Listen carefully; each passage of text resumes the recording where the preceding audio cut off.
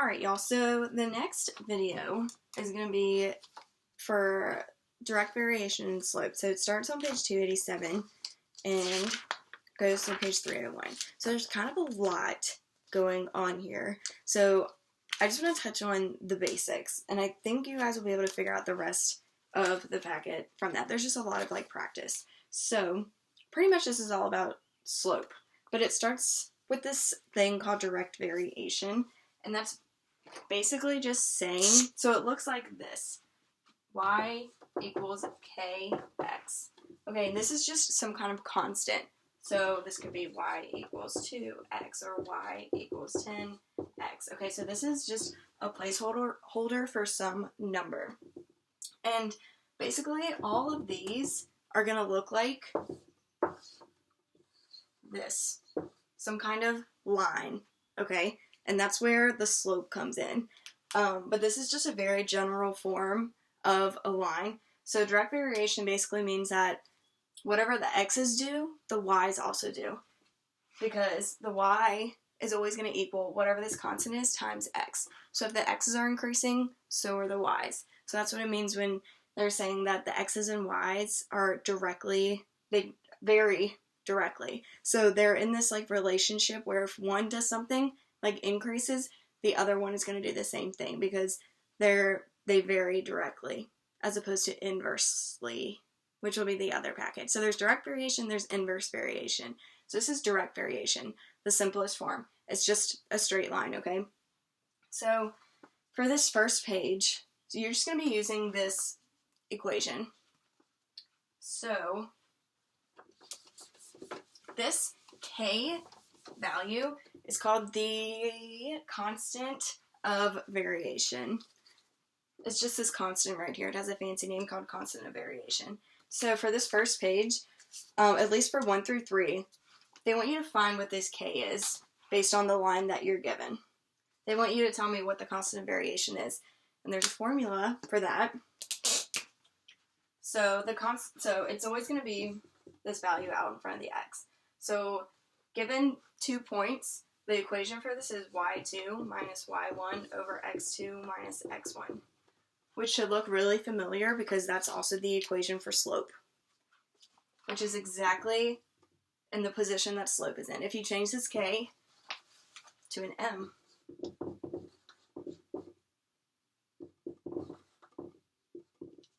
okay, that equation should look very familiar. We just have a plus b on the end. But if it was just y equals mx, this is the exact same. This constant of variation is the same as slope, and that's why they have the same formula.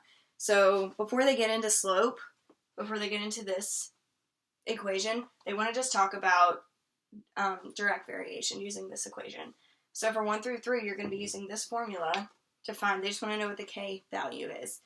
And then, so for those bottom ones, so I'll just do number 4. So it says if y equals 4 when x equals 2, find y when x equals 16. So it first wants you to write the direct variation equation and then solve.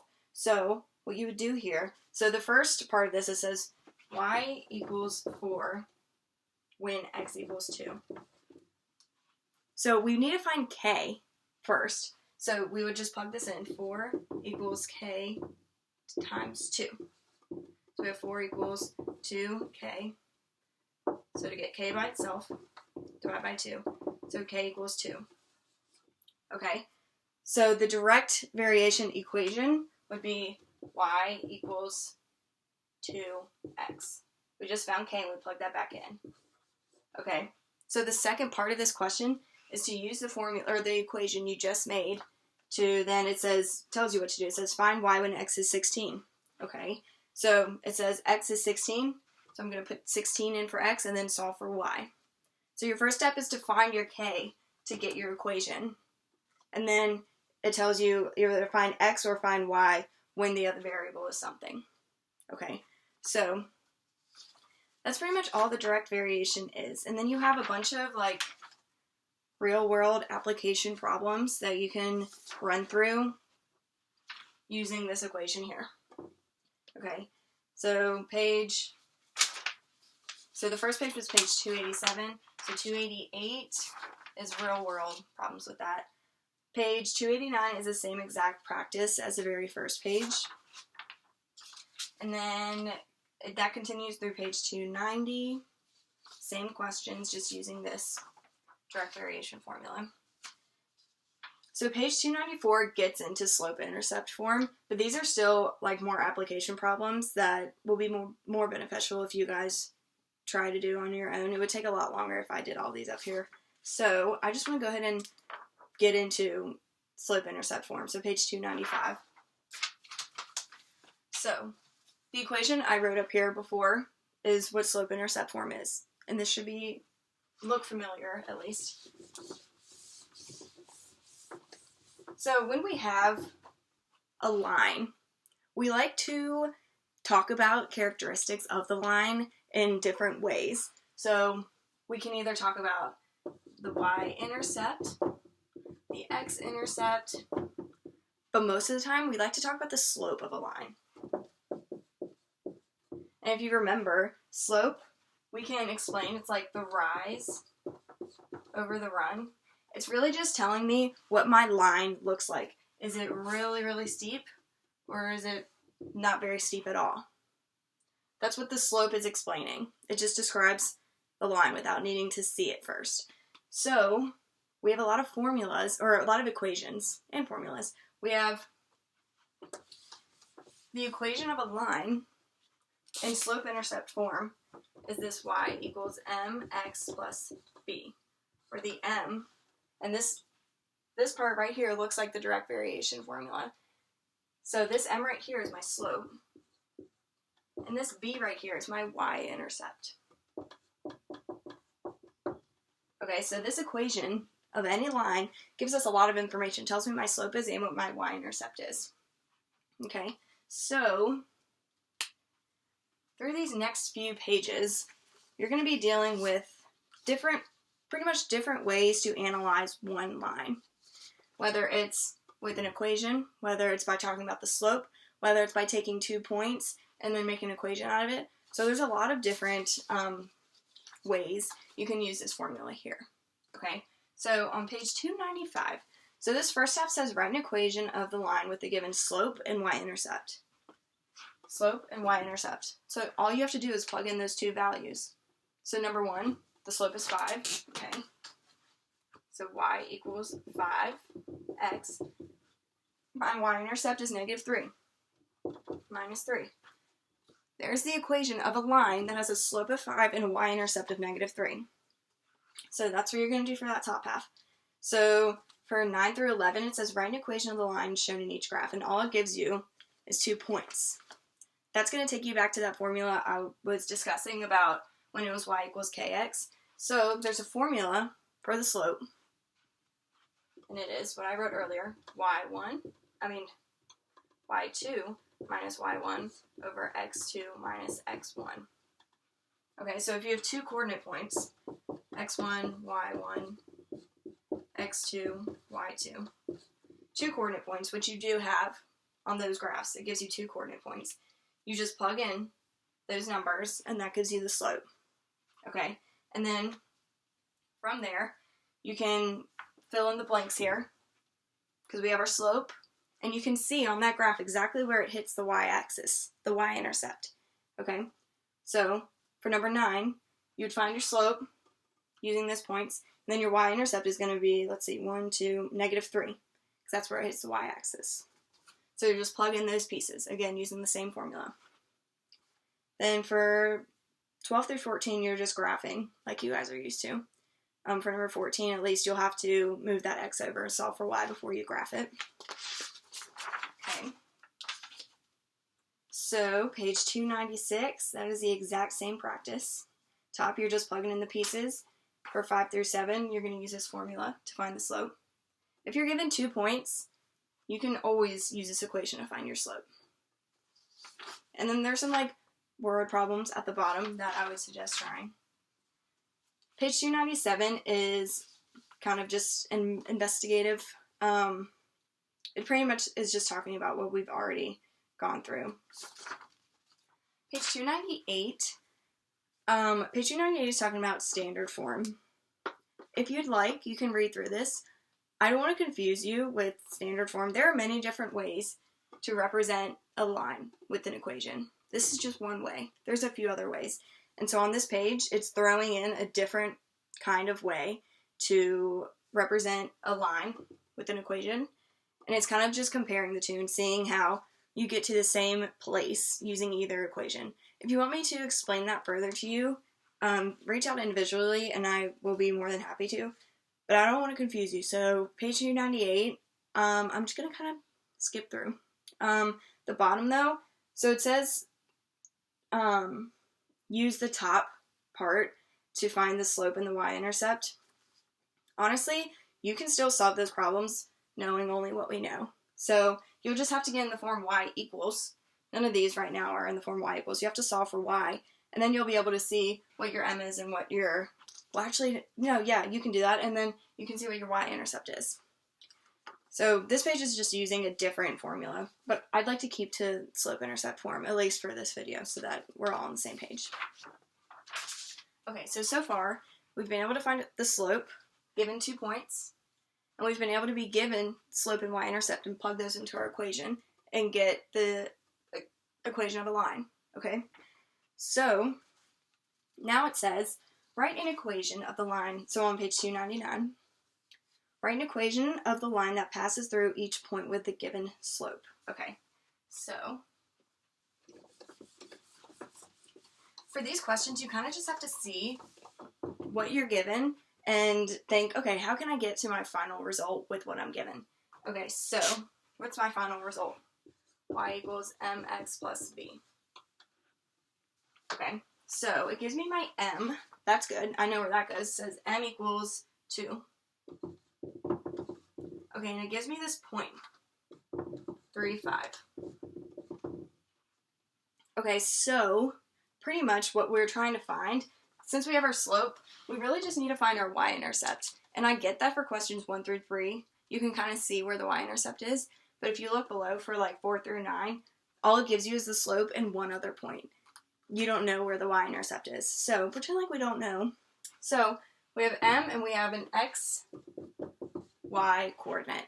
I'm going to use that information to find my b, because if I b, I can plug that information into my equation and get the equation of the line. I can put my m in, and then I can put the b in. Okay, so I have x, I have y, and I have m. Okay, x, y, and m. So the only thing left would be my b, so that would help me solve for b, right? So I'll put my y is 5, equals my m is 2, and then my x is 3,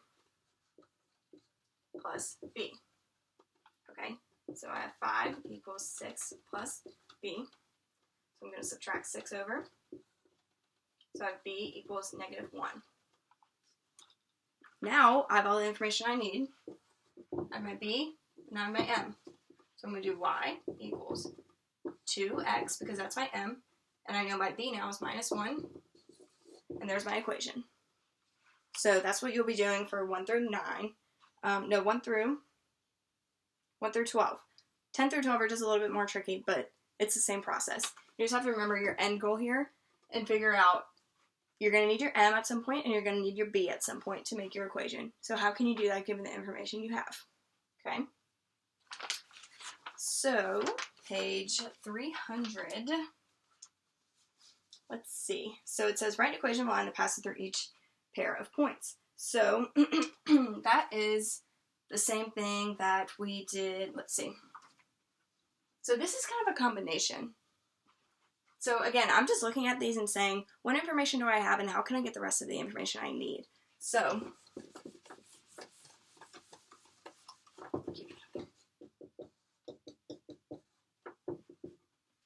the end goal is always to get your m and your b. If you have those two items, you can get your equation. So, let's see here. Write an equation of the line that passes through each pair of points. Okay, so I'm going to go with number 4 because I don't have the graph there, so that makes me think it might be a little more tricky. So number 4, I have -1, 6, and 7, -10. So basically what this question is saying, you have a line and it goes through these 2 points. I want to know the equation of that line. Okay, right now, I don't know what my slope is, and I don't know what my y-intercept is, right? So we know we can get the slope with an equation using 2 points. y2 minus y1 over x2 minus x1.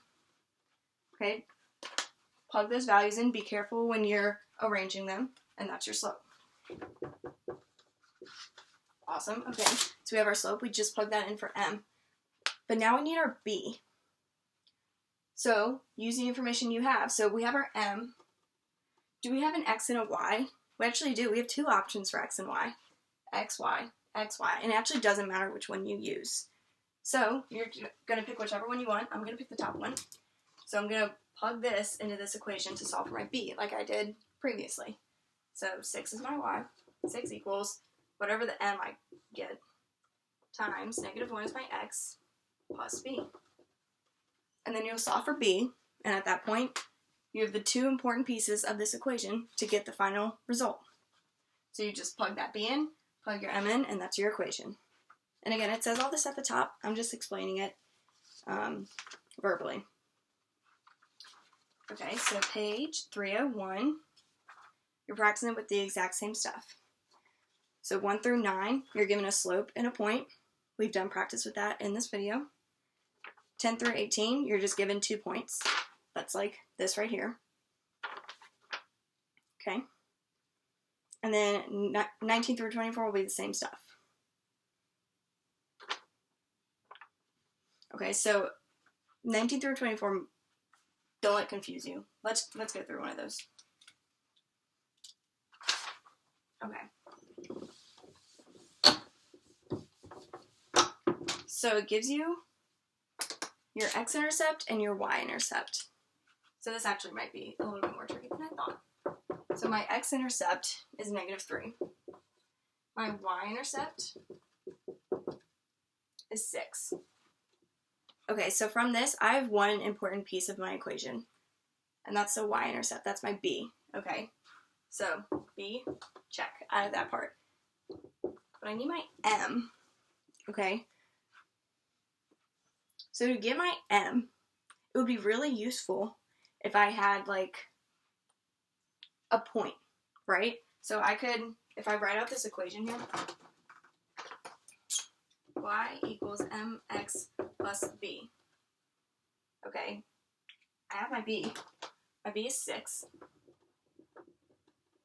right? Because the b is the y-intercept.